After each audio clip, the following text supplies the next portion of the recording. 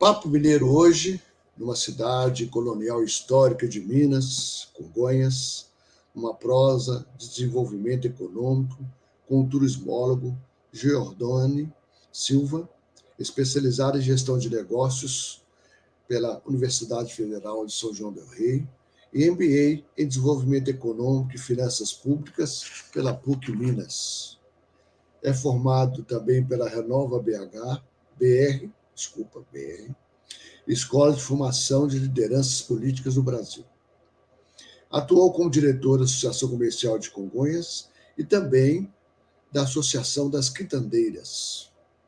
É empreendedor há 15 anos e o atual superintendente de desenvolvimento econômico de Congonhas, na região central de Minas, cidade dos profetas de Aleijadinho, patrimônio cultural da humanidade pela Unesco. Seja bem-vindo, Giordani. Castro, obrigado pelo convite. É um ótimo dia a todos aí que estiverem nos assistindo. Ótimo dia, ótima noite, ótima tarde, né? Pode ser manhã, noite, madrugada, Isso. e qualquer coisa, né?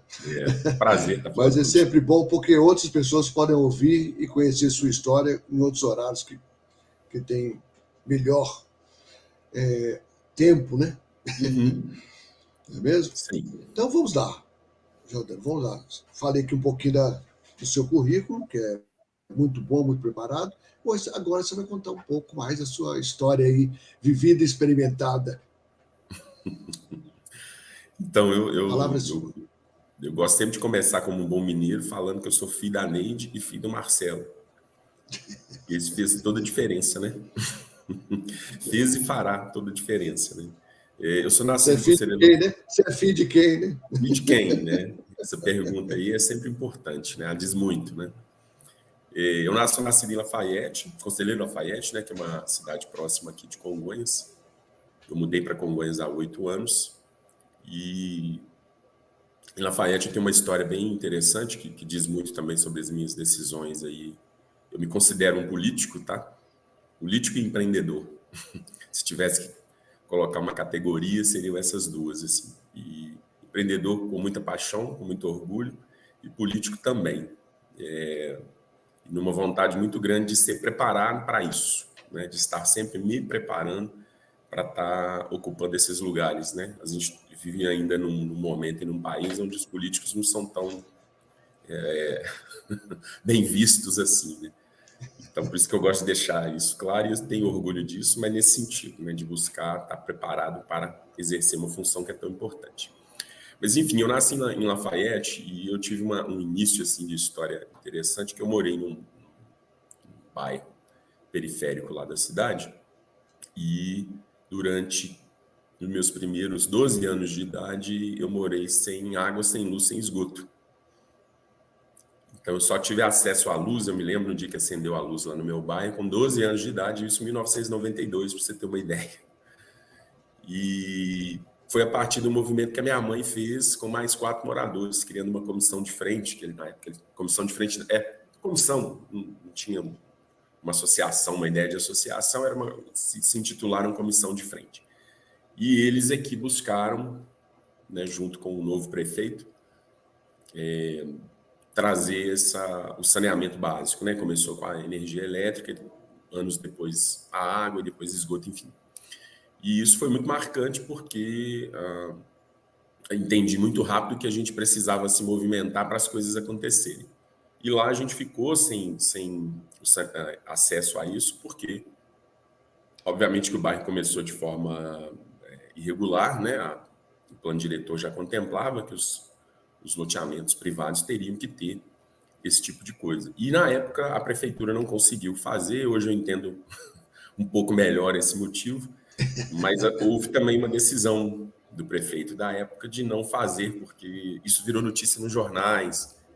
Então, acabou atacando a credibilidade dele. Tem um bairro que ainda não tinha saneamento básico e ele ficou, né, enfesado com aquilo e falou, então, não vou movimentar também. E assim ele fez e foi reeleito. Então, isso durou aí 8 anos. Mas eu gosto de contar essa história porque foi muito marcante nesse sentido, de perceber minha mãe se mobilizando com as pessoas e enfim, conseguiu a energia elétrica. E aí, desde então, eu me vejo sempre envolvido com essas questões sociais, seja participando de associação de bairro, seja em liderança, mesmo no ensino médio, depois na faculdade, né? Eu participei da primeira empresa júnior, né, da faculdade onde eu estudei, que foi a FASAR, me formei em turismo. Então, esse é um ponto importante que hoje eu entendo que talvez tenha nascido desse fato, né? Mas, enfim, eu estudei, eu fiz técnico de eletrônica, também um caminho bem comum aqui da região, da gente procurar trabalhar na indústria, né? Desde os 12 anos eu tinha desejo de empreender. Não sei por qual motivo exato, mas meu sonho era ter um restaurante, e isso me... eu acho que era para eu ir no restaurante, né? Que a gente também não ia tanto a restaurantes como hoje, né?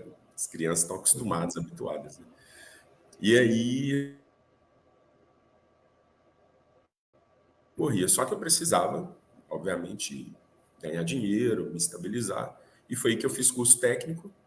E aí entrei na Gerdau nos anos 2000 e consegui e trabalhei durante 9 anos na Gerdau, onde fui fazer graduação em turismo, até por essa pegada aí da questão de alimentos e bebidas, porque já estava muito claro na minha mente assim que eu ia seguir essa carreira mesmo de empreender no setor de turismo, no caso específico de alimentação. Aí trabalhei 9 anos, fui muito feliz na Gerdau. Gerdau é uma empresa sensacional, pude ter acesso ao que tinha de melhor em termos de gestão, que é uma coisa também que me pega muito, me envolve muito. Então, eu trabalhava na área de manutenção elétrica, mas ainda assim conseguia, né, ir aproveitando de tudo aquilo que a Gerdau fornecia em questão à gestão. Fiz turismo, terminei a graduação, fui fazer uma especialização no FSJ. Na época estava tendo um grande movimento aqui em Congonhas. Isso foi na época do governo Anastasia ainda. Ele assinou vários protocolos de intenção de investimento, em torno de 20 bilhões de dólares na época, que iriam ser investidos nessa região aqui. E Congonhas teria uma siderúrgica da CSN, né? Ela teria a planta de mineração, mas teria uma siderúrgica também. E aí eu comecei a identificar que, olha, aqui tem uma oportunidade muito próxima. E aí fiz o meu plano de negócios dentro da minha pós-graduação, que foi a minha primeira empresa, que foi a Água na Boca Serviços e Alimentação, que foi instalada em Congonhas. Só que com um mês meu plano foi por água abaixo, porque isso foi em 2008 e teve a crise do subprime. Então, todos os planos foram descontinuados. E aí, com um mês, meu plano de negócio caiu por terra. Primeira lição aí de empreender, né? A gente tem sempre que planejar, mas a realidade vai estar sempre pronta para dar uma pancada e você ter que rebolar de outra forma, né? E assim foi. Aí eu fiquei durante 5 anos com essa empresa. A gente era uma empresa de alimentação corporativa, então eu montava refeitórios nas empresas aqui de Congonhas. E eu tinha um delivery de marmitex também, que na cidade não tinha ainda, que também já era uma pegada de eu tentar um vínculo com esse varejo, né, de conectando com as pessoas. E foi muito bacana, foi muito interessante.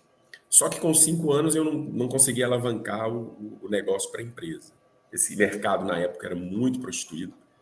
Você tinha que pagar propina para conseguir um contrato. E aí, assim, não tinha menor tato para fazer isso. E acabei, depois de um processo com uma empresa maior, onde a gente tinha chance de ganhar, tinham 5 empresas participando. Fomos para a segunda etapa, a nossa empresa mais uma. E no final, quem ganhou não estava nem no processo. Aí aquilo me quebrou, eu falei, não quero mais isso. Aí nisso eu fiquei 1 ano, mais ou menos, pensando o que fazer ainda, meio estudando o mercado, até que eu criei uma confeitaria, que é a Brigadeiros Gourmet, e que eu estou com ela até hoje aqui em Congonhas. Aí essa é uma venda direta, a nossa especialização são brigadeiros, tortas, lanches. E nesse caminho aí que eu estou dizendo, eu comecei a me envolver com a cidade também. Aí fui para a associação comercial. Para mim era sempre uma coisa muito importante estar, né, tendo um negócio no local, você participar de uma instituição que liga, né, os empreendedores. Nesse período também conheci as quitandeiras e tive a grata experiência de ajudar na montagem da associação delas. E foi interessante essa... Se eu estiver falando demais, aí você me corta, hein, Castro? Não, está contando muito bem. E nesse Eu estou período foi anotando muito coisas, interessante. estou anotando coisas que você não me tinha falado. Ah, beleza. Nesse período foi muito bacana porque eu tive, de novo, uma oportunidade de fazer um curso sobre democracia aí em Belo Horizonte com o atual presidente da Câmara dos Vereadores, Gabriel Azevedo.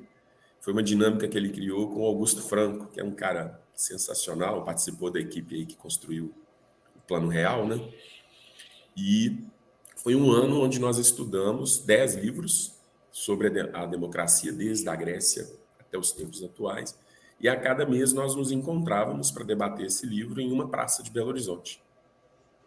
Isso foi uma experiência transformadora, porque eu não tinha tido contato com essa ideia, né, de algo que está além da questão política, da gestão pública, mas ela está num nível superior, que está ligada à liberdade, está ligada a como a sociedade vai se, de alguma forma, permitir as potências individuais se desenvolverem. E eu usei esse conhecimento para ajudar as quitandeiras a formarem a associação delas, que eu também fiz parte. Mas foi um processo muito interessante porque eu podia chegar lá e fazer a associação, sabe? Eu sabia o processo, ia lá, fazia, para ficava o dono do negócio. E não foi o caminho que eu achei interessante, justamente porque elas precisavam se empoderar e entender-se como parte do processo. Esse curso também me ajuda até hoje, obviamente, na minha função, que é lidar com demandas diferentes o tempo inteiro. Então, a gente precisa... Uma coisa que eu aprendi lá é que eu sou, antes de tudo, um democrata. Eu não sabia. E aí, a partir disso, que a gente consegue trilhar novos caminhos, né? Aí, esse curso, essa dinâmica, chamava Livros e Praças, Democracia, Livros e Praças. Acabou me conectando com o Renova BR, que era essa escola de formação política, que estava nascendo também nesse período aí de começar a pensar que o político ele precisa estar preparado para tal. Isso é uma coisa muito comum, né, na Europa, nos Estados Unidos, escolas de formação política. No Brasil, isso está começando agora, né? Obviamente que a gente esperava que os partidos políticos fizessem isso, porque é papel deles, mas agora que eles também estão entendendo que eles precisam apresentar nomes mais preparados e qualificados. E aí fiz o Renova. Eu li outro dia, Jordânia, foi esses dias agora para trás, deve ter uns 10 dias, né? Se um gari tem que fazer um concurso, por que realmente um político, um vereador, né? E vai por aí, não precisa? A gente... Não é? É uma reflexão importante. É uma reflexão importante. Né? Quando a gente fala na questão da democracia, é porque e é meio complicado ouvir isso, as pessoas não gostam, mas é porque, na verdade, político qualquer um pode ser. Esse é o fato. Né? Então, a gente não pode ter essas podas, mas a gente pode ter pessoas que, mesmo com perfis diferentes, de formação, de estudo, enfim, de classe social, ela se prepara, porque o trabalho técnico vai ser exigido, não tem como tirar isso, né, do político. Então, ele pode se preparar. Por isso que é interessante essas escolas, porque ela não exige que você tenha... precisa saber ler e escrever, obviamente, né? Mas nada além disso. Você é capaz de fazer parte do curso, enfim. E aí o Renova abriu outras possibilidades. E esse trabalho, o Castro, interessante, porque a minha atuação na associação comercial, nas quitandeiras, foi me dando uma coisa interessante, que a cada coisa que eu fazia no movimento, no espaço pequeno que eu tinha, eu percebia assim que, opa, eu estou alcançando mais pessoas. Até o momento que eu olhei para a prefeitura e falei mesmo. Eu falei, eu quero estar lá, porque lá eu vou alcançar mais pessoas. Mais ainda. Então foi uma coisa assim de desejo mesmo. Uns 3 anos eu desejei estar no cargo que eu estou. E foi bem interessante porque eu não estou dizendo isso com nenhum tipo de arrogância, não.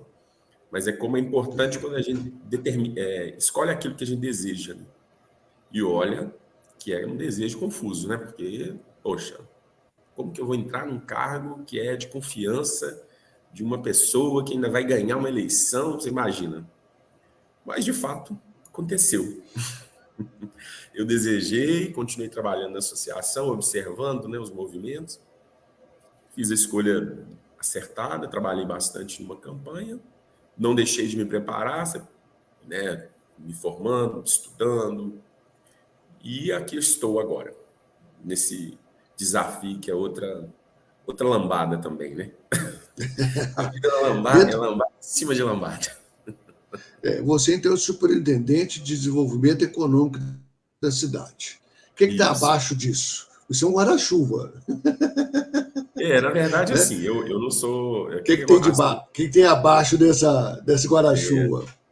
A estrutura aqui da prefeitura é o seguinte: é o prefeito, os secretários, aí existe a Secretaria de Planejamento e Gestão e a superintendência, onde eu estou responsável, está abaixo da secretaria. Então, eu não estou num cargo de secretário, mas o tema desenvolvimento econômico é abarcado, né, dentro da nossa equipe. Hoje nós temos turismo, que esse ano veio para o nosso setor, até o ano passado ainda estava com a cultura, mas fizeram uma reforma administrativa, então agora ele está conosco. Nós temos a diretoria de indústria e comércio, apoio ao empreendedor e só. Só, né? Só isso aí. Isso numa cidade colonial histórica, né? Que tem um patrimônio, né? Cultural da humanidade, né? Que talvez a obra-prima de Aleijadinho você esteja aí, né? Que é maravilhoso, excelente. E como é que é isso? Como é que você vê? Você ligar a indústria, que é uma indústria poluidora, mas necessária, né? E estou falando isso com tranquilidade. Eu sou engenheiro de mineração. A gente conhece. Né? Falei de mim, não te conheço ainda, né? Hein? Como é que Falei é? tudo de mim aqui e eu não estou sabendo os seus segredos aí, né? Resolveram fazer uma entrevista comigo também, eu conto algumas coisas disso lá para trás. Né? Uhum. Mas é interessante isso. Então, como é que é lidar com isso? Né? Como é que a população vê isso? Precisa da indústria por causa de emprego, mas de repente também você tem um outro viés, que é a cultura e o turismo. Eu esqueci de uma diretoria aqui que deveria ter esquecido, que inclusive eu estou aqui no espaço que lida com ela e eu acabei esquecendo, que é a diretoria de inovação tecnológica, que é uma das Claro, possibilidades aí de importante. diversificação econômica. Importante. Então, Castro, é desafiador mesmo. Primeiro, a gente tem eu costumo falar isso, começar sempre falando sobre isso, no privilégio que nós temos em estar numa cidade que tem tantas coisas positivas. Então, o minério é um privilégio, sim, e nós, tem muitas cidades que têm pontos turísticos, ou mesmo alguns patrimônios, mas, poxa vida, nós já começamos sendo patrimônio mundial. Pelo amor de Deus, né? Congonhas, quando chega chegando. E aí você tem uma indústria, a indústria pujante. Então, primeiro, nós nascemos aí de privilegiados. Obviamente que qualquer privilégio vai demandar um desafio. O desafio, obviamente, que é alinhar essa extração minerária não tem como imaginar que ela não está poluindo, não está degradando o meio ambiente, é visto, né, público, notório. E como que a gente precisa trabalhar isso para, de alguma forma, minimizar, reduzir, alterar, recuperar as áreas e conseguir fazer isso virar prosperidade. A gente tem um norte nosso aqui, que é transformar a extração minerária em prosperidade. Então, usar o recurso da maneira correta, nos projetos corretos, verificados. Se a gente não tem total controle do início do projeto, que a política pública ela é meio construída com muitas variáveis ali impactando, não é como, às vezes, a iniciativa privada, que vai lá, analisa, faz um diagnóstico, faz o desenho da solução e aplica. Mas é importantíssimo que a gente possa medir. Então, primeiro é isso, é lidar com o minério como uma questão da prosperidade. Todos os projetos, se não são criar a melhor solução no momento do start, que pelo menos a gente continue medindo para saber se está dando certo. E aí a questão fundamental de estar numa cidade mineradora, primeiro, cria-se uma mentalidade, que isso é comum. Ouro Preto, Itabirito. Infelizmente, há geralmente são sociedades pouco ativas, porque justamente tem algo muito grande já gerando emprego. Você vai numa cidade onde isso não existe, as pessoas acabam tendo que buscar alternativas. Isso é um problema, que a gente acaba ficando um pouco passivo. Ou seja, nós temos que trabalhar de alguma forma tentando mudar essa mentalidade para algo que busque não só geração de emprego e renda, mas não perder as oportunidades, como o turismo, por exemplo. E é complicadíssimo porque quando você olha em última instância, nós não precisamos do turismo. Isso é muito triste. Por quê? O emprego vem de outro lugar, a geração de arrecadação da empresa também, da prefeitura, já vem de um lugar também, é pujante. E até por uma questão da distribuição dos impostos, né? O turismo ele não consegue deixar tanto dinheiro para a cidade quanto a gente gostaria, porque a maioria vai lá para Brasília. Então, você entende que na hora que tem que decidir investir, vai investir em áreas, a prefeitura vai investir em áreas que possam gerar mais arrecadação para ela. Não estou levando em consideração o impacto social que o turismo pode trazer. Mas, enfim, estou trazendo só um cenário para você de dificuldade de desenvolver um setor que não é uma necessidade de todo mundo, né? Não é Mas, enfim, o caminho passa por mostrar que existem outras formas da pessoa exercer sua atividade profissional, não achar só que é ir para a mineração o caminho, mas entender que o turismo tem um viés, que a inovação e tecnologia também está despontando e não tem como fugir. É mais um direcionador sobre isso. O que eu tento fazer aqui, além de algumas ações de entrega rápida, porque como nós temos pouco tempo, né? 4 anos aí, se permanecer 4 anos, né, num cargo específico, eu tenho uma agenda de trabalho. Eu não criei um plano mirabolante, e a agenda, ela contempla, primeiro, o apoio às micro e pequenas empresas, porque elas são o segundo maior empregador, e elas servem de base para o turismo, para a inovação, e para sustentar a percepção de qualidade da cidade, né? Se a cidade tem produtos e serviços sendo ofertados, as pessoas vão querer ficar aqui. Estou dizendo isso porque a gente tem um grande concorrente ao nosso lado, que é o Lafayette, que tem uma estrutura comercial mais pujante e que acaba levando as pessoas que trabalham na mineração para morar lá, entendeu? Compreendo perfeitamente isso, viu? E tem duas coisas que eu gostaria de abordar com você. Que às vezes as pessoas não entendem porque as cidades históricas têm as indústrias hoje. Né? Por quê? Onde tem ouro, geralmente tem ferro. Isso aí. Né? Então, se as cidades históricas aconteceram de ser criadas por causa do ouro, depois hoje vive do ferro. Exatamente. Isso acontece, né? Nas principais cidades históricas de Minas Gerais, as coloniais históricas, né? Porque cidade histórica todo mundo é. Toda cidade tem sua história. Né? Então, é muito interessante isso. Ao compreender isso, a gente entende perfeitamente a história. Teve o ouro, agora tem um ciclo do ferro que também está terminando. E agora qual o ciclo virá? É o cultural turístico? Né? A gente tem que pensar sobre isso. E outra coisa que eu queria te falar, você falou que disse que nasceu em Conselheiro Lafayette, né? É isso mesmo? Sim. Você conhece a história do Conselheiro Lafayette?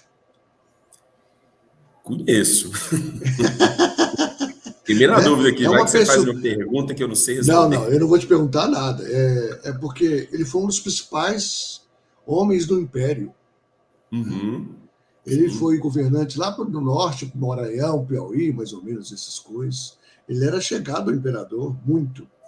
E essa pessoa é muito pouco conhecida. É verdade. Como outras em Minas Gerais. Por que eu estou falando isso? A minha avó materna, ela nasceu em Queluzito. E ela é inclusive, descendente do Conselho Lafayette. olha só. Então, é muito interessante isso, porque foi um homem muito interessante que merece ter sua história Sim. conhecida. Deixar aí para os estudiosos. Né?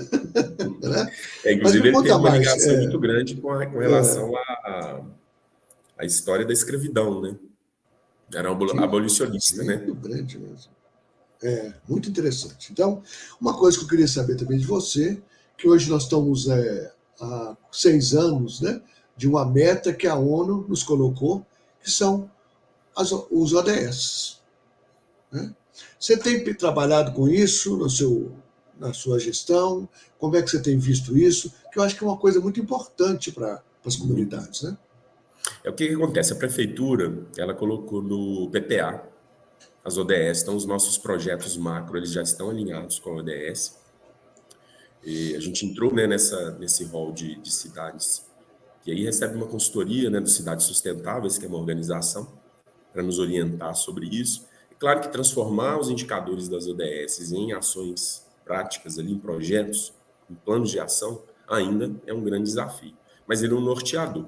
Aqui no nosso setor, até vinculando aquela questão que eu te falei, das ações de entrega rápida, que você tem que fazer para as pessoas verem, porque são problemas, né, urgentes, você precisa ter uma atuação perene.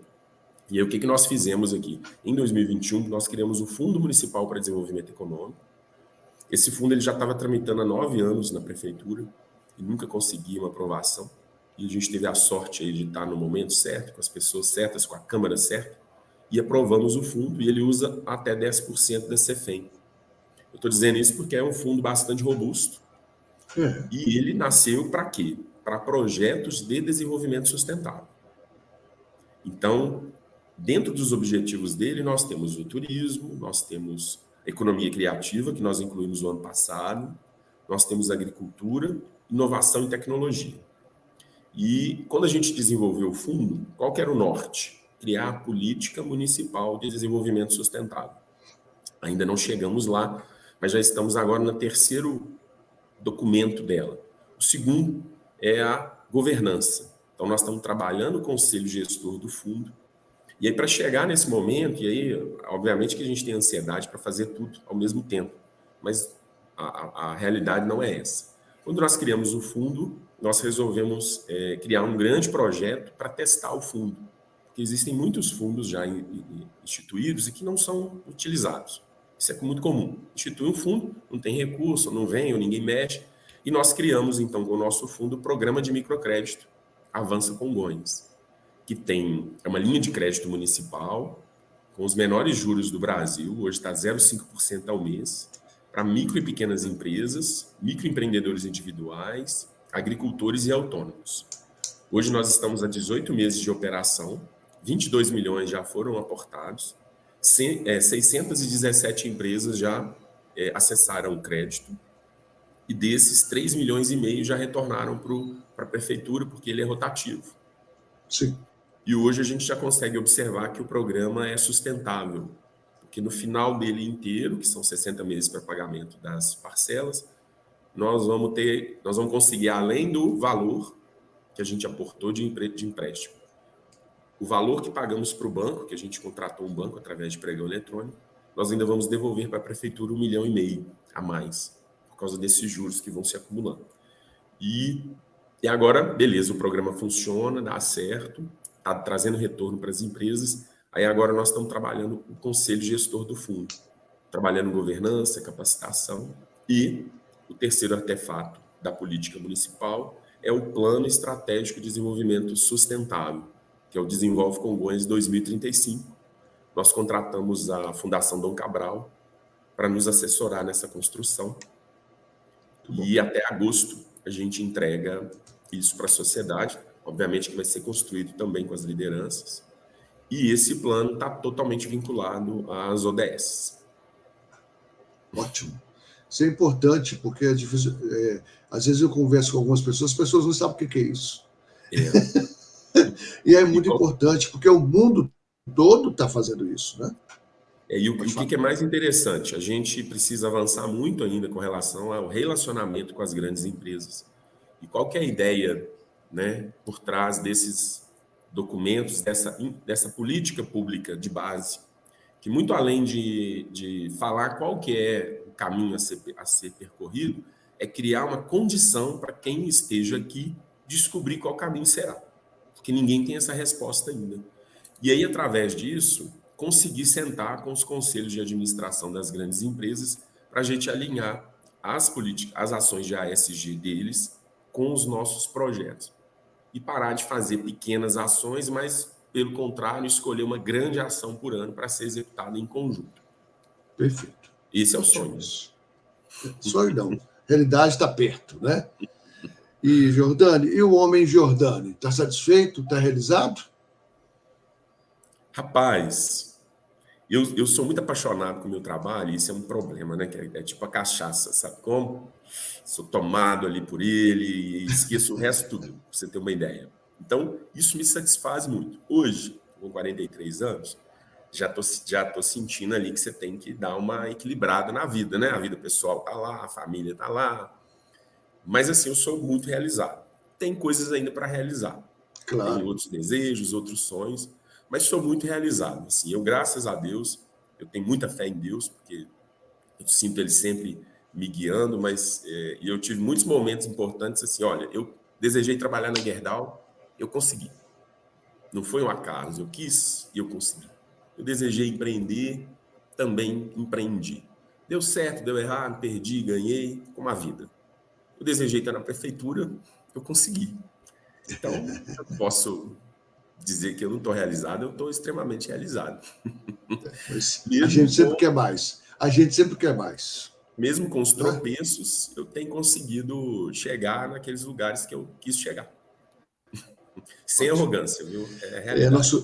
Nosso tempo está terminando.